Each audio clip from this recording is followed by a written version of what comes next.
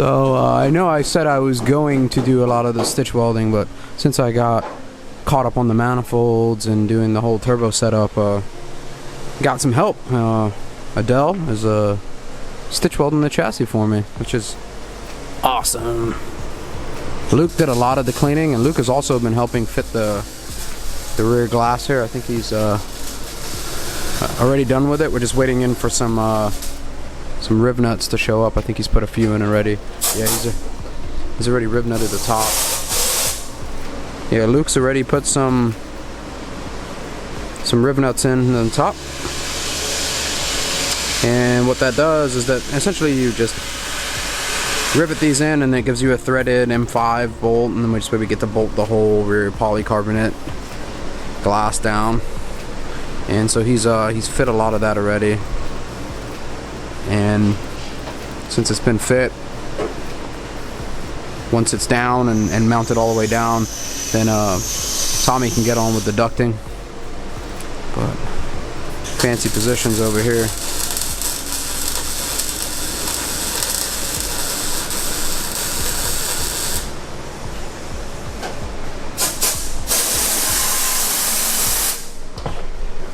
What up? Am I ruining your video? I'm never even ruining it. Noises and shit? No, man. Stuff? No, we're just checking in on you. Alright. How's it going? It's going. Just melting stuff together, you know? Yeah. Fusing stuff with metals and stuff and electricity and... Yep. All for the sake of rigidity and things. Yeah, man. So, we've got most of this done. It's awesome. Yeah, a little bit of progress. You got the complete other side done? Yeah, this one's done, mostly. There's still a few spots to, like, clean up so I can go over patch it. Let's get it there. Cool. Alright, don't mind me.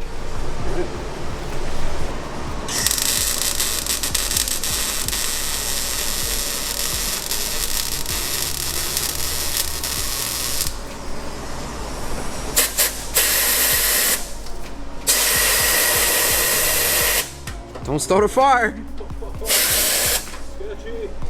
How long you been doing this for?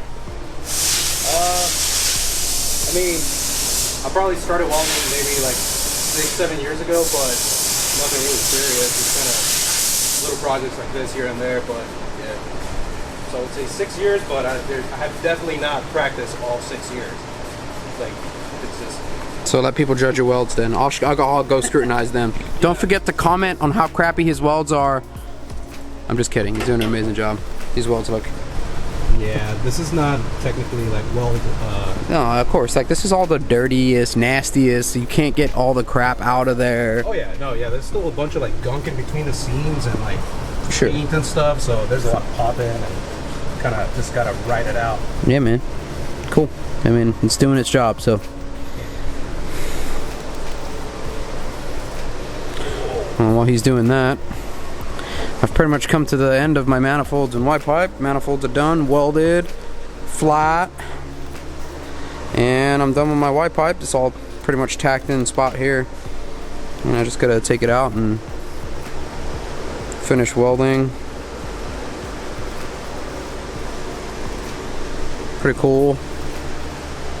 Just where the turbo placement is gonna be finalized. Pretty much just comes out down into here.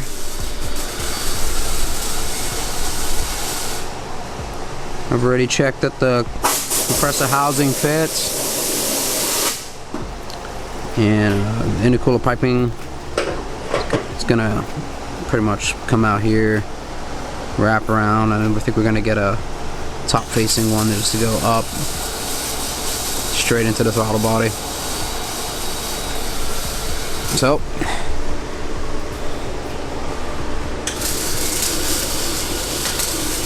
got the little flex sections in them. Got the little Y. I'm saying I'm probably going to finish welding that tomorrow. And hopefully get the turbo on, mess with intercooler piping, and be done with this. And then it's on to actually finding a way to mount the heavy turbo onto somewhere in the front. Right now it doesn't really have, it has these little wings I've made that just go to the frame rail, but that's not how it's going to be permanently mounted. You got to find once I put the actual compressor housing in and removed this front, take it all the way off. Gonna have Tommy do a bar on the front, and we'll probably just kind of have some kind of support coming off the front bar to hold the little excess piece I have of the flange. Yeah, right here I left a little excess, so we can probably bolt something on and have it roll around and bolt to when Tommy does the tube front here. Have something bolt onto it there. This way it allows me to get rid of these wings so I can actually run the downpipe out to the side. Right now it's in the way, but we'll get this fixed and finish welded, and then on to another task and make sure I complete this one task before I move on to the next one. So hopefully I get all of that done by tomorrow and start working on the front here with the intercooler piping and everything. It's coming along pretty nice. Look, people, there's different people in the shop. I'm Tyson Raw. Welcome to Jam Vlogz. Yeah! And who's behind you? Hi. You're high? Just kidding. All right, bye. Hi and bye. Bye. I'm just taking a video of every girl that steps in here because like it's just constantly dudes in here, and I just don't want people to get the wrong impressions. This is the place we're supposed to be. Yeah. All you handsome men. Awesome. You hear that? You approve this message? I do. All right, awesome. All right, I'll leave you guys alone now. Bye. Just get a little progress update. Kevin's got his engine back from the machine shop. I think he's... Just progress update. There. Yeah, there it is.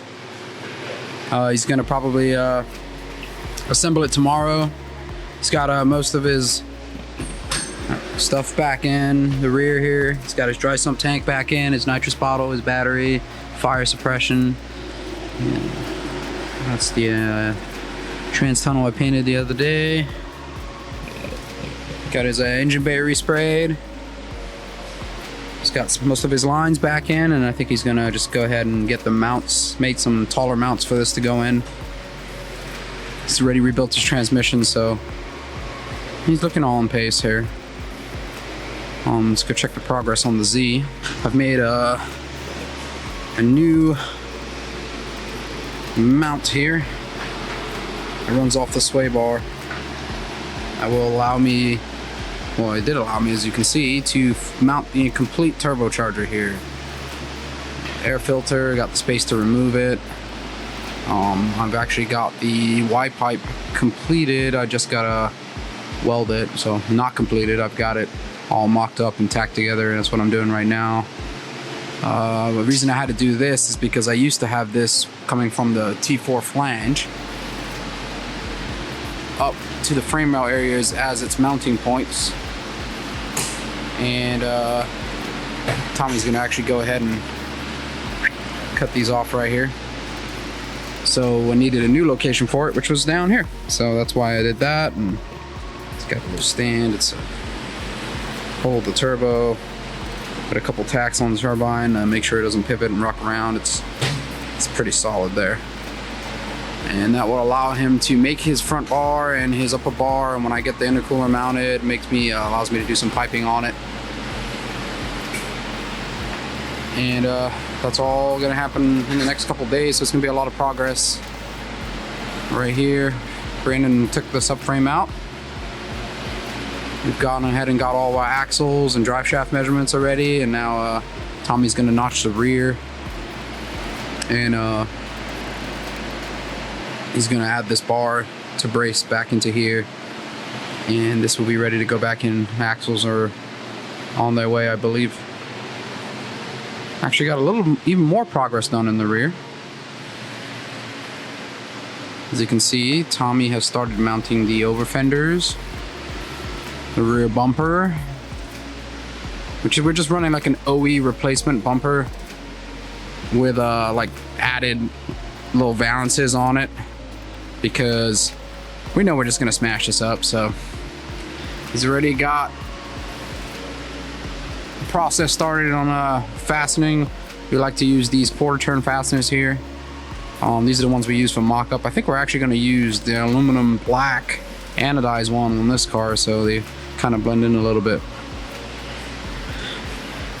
There's Tommy's little bash bar in there, and once I get the skin off, I can show you the whole rear. I need to sneak through the little. That's it's kind of like looking through the keyhole. A race car. It's pretty badass in there. Now he's mounting up this side here.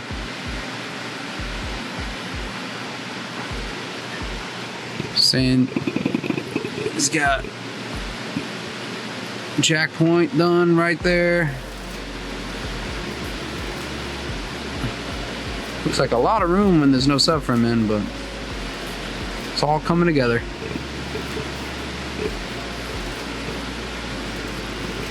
Let's just take another look at this turbo.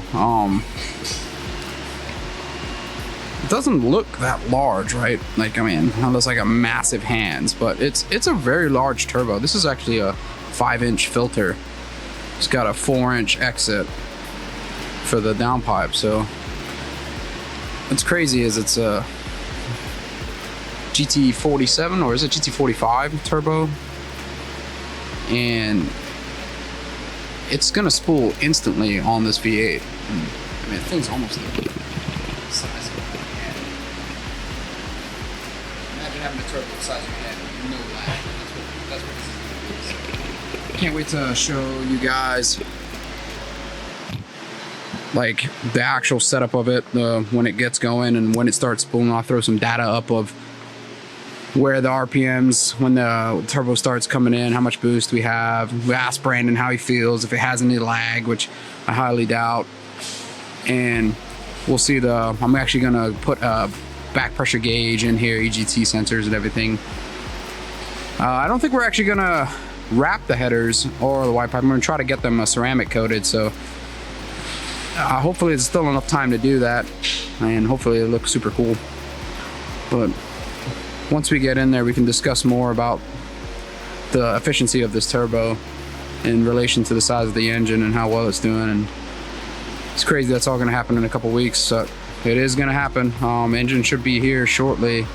Just had to get some new valve springs. Definitely increased the size of the camshaft, and that kind of made the springs that I had in there really close to coil binding. So we decided to just go ahead and get a different set of springs. And Brandon really likes to put the car on the rev limiter, so with the manifolds that are so close to the valve cover, I don't want to be adjusting the valves all the time. So staying hydraulic, but got a really nice set of Morel lifters that they're not like anti-pump up lifters or anything, but they're race high RPM hydraulic lifters, and I went ahead and got those and went ahead and upgraded to I say upgraded because believe it or not, we had these crazy kind of like beehive conical single springs on all the other cars that were like the new hot technology from Manley at the time, but I never had an issue with them. But you know, for the higher RPM, we're gonna upgrade the push rods and go into a dual spring on there, and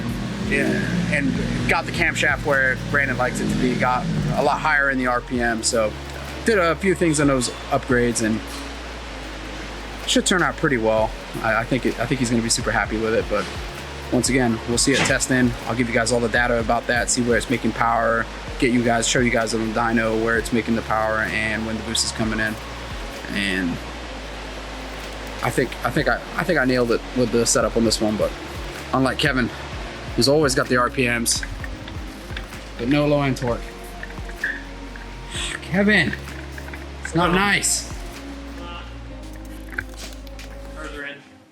Okay.